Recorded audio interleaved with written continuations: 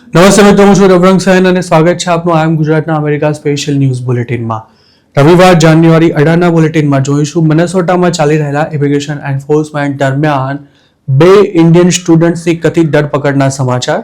જાણીશું વર્જિનિયામાં gas station ચલાવતા પિનાકિન પટેલને ગોળી મારી દેનારા હત્યારાને કોર્ટે કેટલી સજા ફટકારી, તેમજ માસ ડિપોર્ટેશનને કારણે અમેરિકામાં મકાનોના ભાવ ઘટ્યા હોવાના ટ્રમ્પ એડમિનિસ્ટ્રેશનના દાવાની છણાવટ, અને છેલ્લે ઇલીગલ ઇમિગ્રન્ટને નોકરી રાખનારા ગુજરાતી સ્ટોર ઓનર બાદ તેમના પત્નીને પણ કોર્ટે સંભળાવેલી સજાની વાત આજના આ બુલેટિનમાં.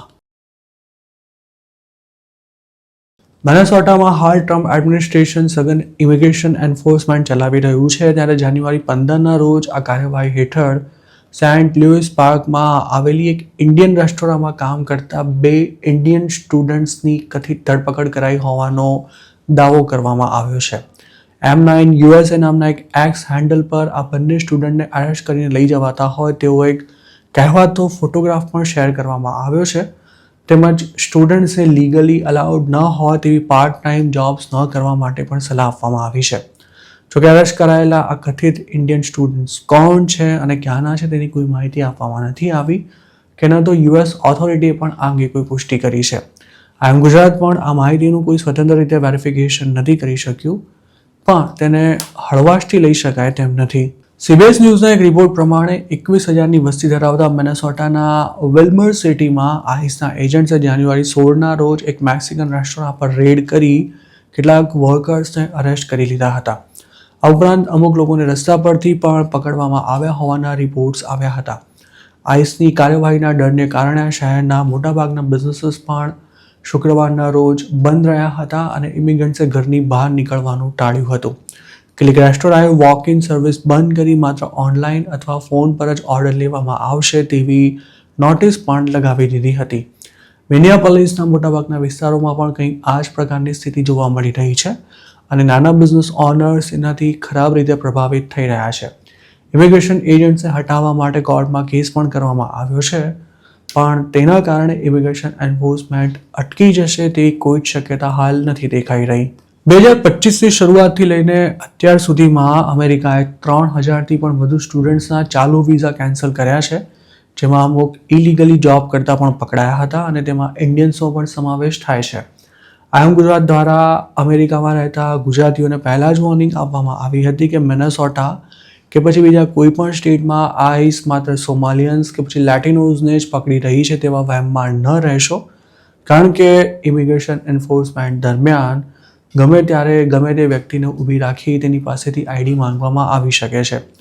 શિકાગોમાં જે કાર્યવાહી થઈ હતી તેમાં પણ ઘણા ગુજરાતીઓ પકડાયા હતા અને શામબર્ગમાં ફૂલ ટાઈમ જોબ કરતા એક ગુજરાતીને આઈસવાળા તેના ઘરેથી જ ઉઠાવી ગયા હતા. અમેરિકામાં હાલ જેટલા પણ ઇલીગલ ઇમિગ્રન્ટ્સની ધરપકડ થઈ રહી છે તેમાંના મોટાભાગના વોરંટ વિના જ અરેસ્ટ થઈ રહ્યા છે.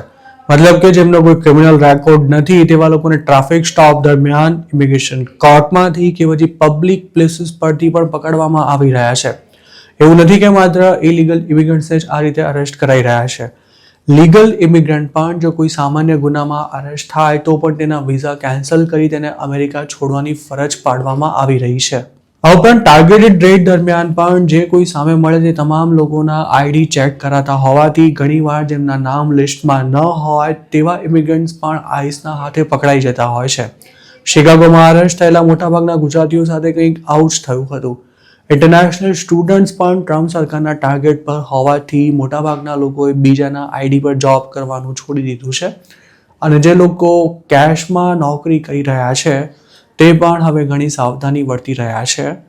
પણ જો આઈસના એજન્ટ્સ તેમના વર્ક પ્લેસ પર આવીને ઊભા રહી જાય તો હવે કોઈ બહાનું બતાવીને છટકવું લગભગ અશક્ય બની ગયું છે. વર્જિનિયામાં ગેસ સ્ટેશન ચલાવતા પિનાકિન પટેલને શૂટ કરી દેવાના કેસમાં એક મોટું અપડેટ આવ્યું છે. આ મામલામાં 21 વર્ષીય હત્યારા જાલિન લોવનને કોર્ટ દ્વારા 33 વર્ષની જેલની સજા ફટકારવામાં આવી છે. હત્યારો પિનાકિન પટેલના સ્ટોરમાંથી સિગરેટ ચોરીને ભાગી રહ્યો હતો.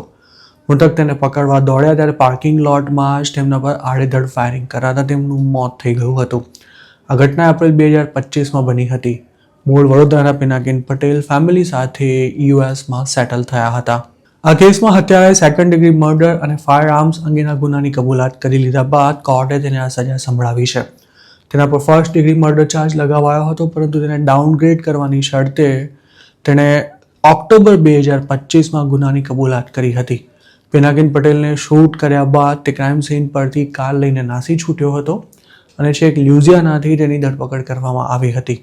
33 વર્ષના જેલવાસ દરમિયાન જો તે કોઈ નવા નાટક નહીં કરે તો તેને બાકીના 10 વર્ષ બહાર રહેવા મળશે અને ત્યાર પછી પણ તેને 5 વર્ષ સુધી નિયમિત પોલીસ સ્ટેશનમાં હાજરી પુરાવવી પડશે અને સાથે જ આખી જિંદગી ગુનાખોરીથી દૂર પણ રહેવું પડશે. જો તે ફર્સ્ટ ડિગ્રી મર્ડરના ચાર્જમાં દોષિત ઠર્યો હોત તો તેને કદાચ આખી જિંદગી જેલમાં જ કાઢવી પડી હોત. મૂળ વડોદરાના 47 વર્ષીય પિનાકિન પટેલ અને તેમના પત્ની સાથે મળીને વર્જિનિયામાં ગેસ સ્ટેશન ચલાવતા હતા.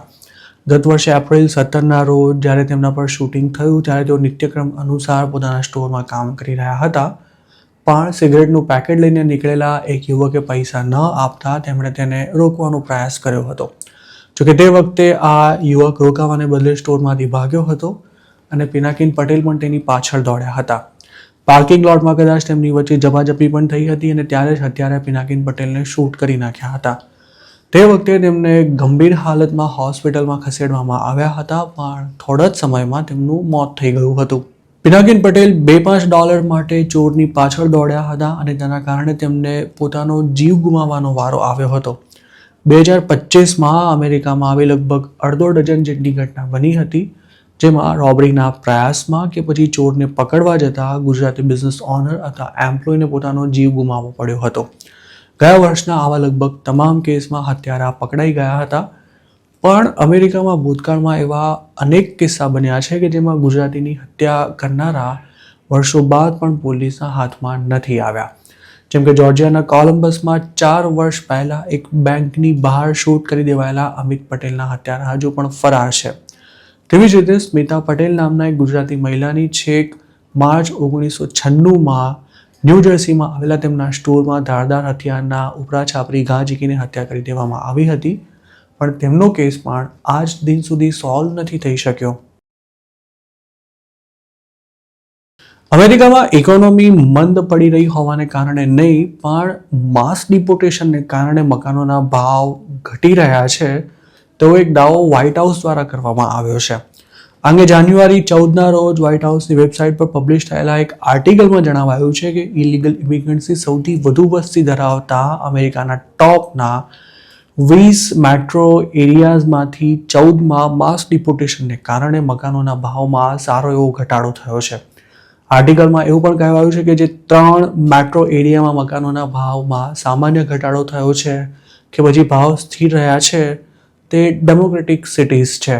વ્હાઇટ હાઉસે જે શહેરોમાં છેલ્લા 1 વર્ષમાં મકાનોના ભાવમાં સૌથી વધુ ઘટાડો થયો છે તેનું એક લિસ્ટ પણ શેર કર્યું છે, જેમાં ટેક્સાસનું ઓસ્ટિન ટોપ પર આવે છે. ટ્રમ્પ એડમિનિસ્ટ્રેશનનો દાવો છે કે આ શહેરમાં મકાનોના ભાવ 7.30% જેટલા ઘટ્યા છે, જ્યારે કેલિફોર્નિયાના સેન ડિએગો અને સેન જોસમાં મકાનોના ભાવ અનુક્રમે 6.70% અને 5.50% જેટલા ઓછા થયા છે અને વોશિંગ્ટન ડીસીમાં આ ઘટાડો 4.80%, જ્યારે ફ્લોરિડાના માયામીમાં 4.30% જેટલો રહ્યો છે. આ સિવાય Boston, Phoenix, Denver, Los Angeles, Houston અને ડલાસ તેમજ સેન ફ્રાન્સિસ્કોમાં મકાનોના ભાવમાં થયેલો ઘટાડો માસ ડિપોર્ટેશનને આભારી હોવાનું પણ વ્હાઇટ હાઉસનું કહેવું છે. ટ્રમ્પ સરકારનો દાવો છે કે માસ ડિપોર્ટેશનને કારણે મકાનો સસ્તા થવાની સાથે અમેરિકન વર્કર્સના પગાર પણ વધી રહ્યા છે. ખાસ તો ટ્રક ડ્રાઈવર્સ અને કન્સ્ટ્રક્શન વર્કર્સને તેનાથી સીધો ફાયદો થઈ રહ્યો છે, કારણ કે આ બંને ઇન્ડસ્ટ્રીઝમાં ઇલીગલ ઇમિગ્રન્ટ્સ મોટી સંખ્યામાં કામ કરે છે અને ઇમિગ્રેશન એન્ફોર્સમેન્ટને કારણે આ બંને સેક્ટરમાં કામ કરતા અમેરિકન્સના પગાર સૌથી વધુ ઝડપથી વધ્યા છે. આ ઉપરાંત માસ ડિપોર્ટેશનથી જોબ્સ પણ વધી હોવાનું આર્ટિકલમાં જણાવાયું છે. તેમાં કરાયેલા દાવા અનુસાર જાન્યુઆરીથી ડિસેમ્બર 2025ના ગાળામાં 2 મિલિયન નેટિવ બોર્ન અમેરિકન્સને નોકરી મળી છે, જ્યારે 6.62 લાખ ફોરેન બોર્ન વર્કર્સે જોબ્સ ગુમાવી છે અને 8.8 million native born Americans labour ફોર્સમાં એડ થયા છે, જ્યારે 8.18 લાખ ફોરેન બોર્ન વર્કર્સે તેમાંથી બાદબાકી થઈ છે. આ તમામ આંકડા છેલ્લા 1 વર્ષના છે. ટ્રમ્પ એડમિનિસ્ટ્રેશન ડેમોક્રેટિક શહેરોમાં ક્રાઇમ વધી ગયો હોવાના દાવા કરીને પણ આઈસ અને બોર્ડર પેટ્રોલના એજન્ટ્સને ત્યાં મોકલી રહ્યું છે. તેવામાં વ્હાઇટ હાઉસનું એવું કહ્યું છે કે માસ ડિપોર્ટેશન શરૂ થયું છે ત્યારથી રેપ, રોબરી, હિંસક હુમલા અને શૂટિંગ જેવા ક્રાઇમ ઘટી ગયા છે. ખાસ તો વોશિંગ્ટન ડીસી, શિકાગો, મેમ્ફિસ અને ન્યૂ ઓર્લિયન્સનો ઉલ્લેખ કરતા રિપોર્ટમાં જણાવાયું છે કે છેલ્લા એક વર્ષમાં વોશિંગ્ટન ડીસીમાં મર્ડરના કેસમાં 60% ઘટાડો થયો છે, જ્યારે શિકાગોમાં મર્ડરનો આંકડો છેક 1965ના સ્તર પર આવી ગયો છે અને મેમ્ફિસમાં ગત વર્ષ કરતાં 200 ઓછા મર્ડર થયા છે. અમેરિકાની સરકાર ભલે એવા દાવા કરતી હોય કે માસ ડિપોર્ટેશનને કારણે મકાનોના ભાવ ઘટી ગયા છે, પણ સવાલ એ છે કે મકાનો સસ્તા થયા હોવા છતાં પણ તેની ડિમાન્ડ કેમ નથી વધી રહી.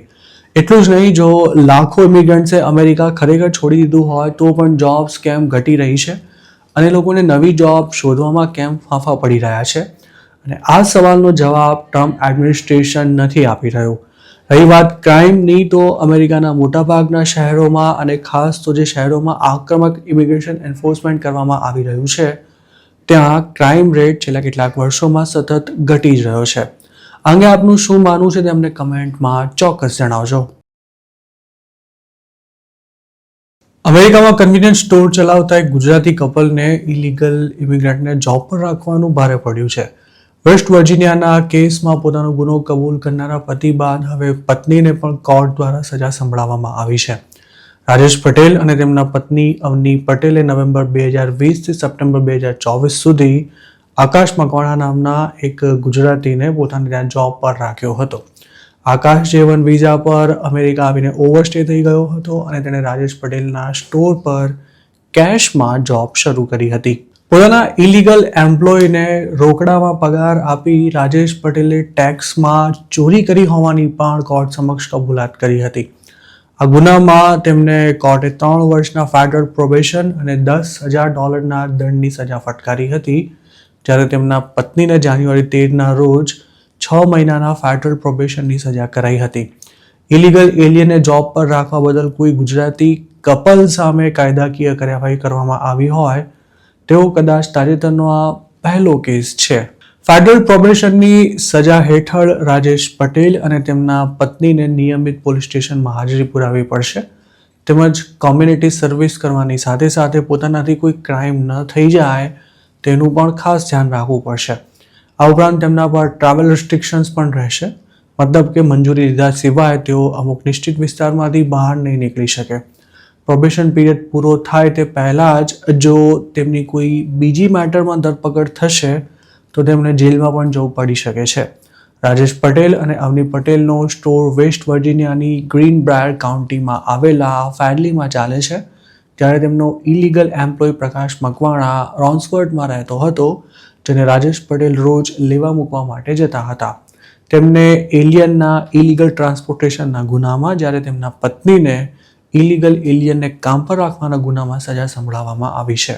પ્રકાશ મકવાણાને કામ પર રાખવાની સાથે તેને ફેક મેરેજ કરાવવામાં પણ રાજેશ પટેલે હેલ્પ કરી હતી. આમ તો રાજેશ પટેલ અને અવની પટેલ ક્યારે ઓથોરિટીની નજરમાં ન આવ્યા હોત, પણ ફેક મેરેજ બાદ ઉપજાવી કાઢેલી વાર્તાના આધારે પ્રકાશ મકવાણાએ વાવા પિટિશન ફાઇલ કરી, ત્યારે 2024માં તેનો ખેલ પકડાઈ ગયા પછી તપાસનો રેલો તેના ઓનર સુધી પહોંચ્યો હતો અને તેમને પણ વગર મફતનો જેલની હવા ખાવાનો વારો આવ્યો હતો. પ્રકાશને ફેડરલ કોર્ટે ગયા વર્ષે જ ઇમિગ્રેશન ફ્રોડ કરવા બદલ 2 વર્ષની જેલની સજા ફટકારી હતી અને તેની નકલી પત્ની અને શાળાને પણ ફેડરલ પ્રોબેશનની સજા કરાઈ હતી. પ્રકાશે નકલી મેરેજનું સેટિંગ પાડ્યું ત્યારે તેના માટે પૈસાની સગવડ પણ તેના ઓનરે જ કરી આપી હતી. જેલની સજા પૂરી કર્યા બાદ પ્રકાશ તો ઇન્ડિયા પાછો જવાનો જ છે, પણ તેની સાથે સાથે હવે તેને કામ પર રાખનારા અને પૈસે ટકે મદદ કરનારા તેના ઓનર્સનું નામ પણ ક્રિમિનલ રેકોર્ડમાં આવી ગયું છે. જો રાજેશ પટેલ અને તેમના પત્ની US સિટીઝન ન હોત તો પ્રકાશની સાથે સાથે તેમને પણ કદાચ ઇન્ડિયા પાછા જવું પડ્યું હોત. આવા કેસમાં ગુનેગાર ગ્રીન કાર્ડ હોલ્ડર હોય તો પણ તેની મુશ્કેલી ઘણી વધી શકે છે. તો મિત્રો, આ હતા અમેરિકાના આજના મુખ્ય સમાચાર. આપને જો મારી રજૂઆત પસંદ આવી હોય તો આ વિડીયોને લાઇક અને શેર કરવાનું, તેમજ IM ગુજરાતની YouTube ચેનલને સબસ્ક્રાઇબ કરવાનું ભૂલશો નહીં, કારણ કે આ ચેનલ પર આપને મળશે અમેરિકામાં રહેતા ગુજરાતીઓ માટેના તમામ મહત્વના સમાચાર, અને તે પણ આપની પોતાની ભાષામાં.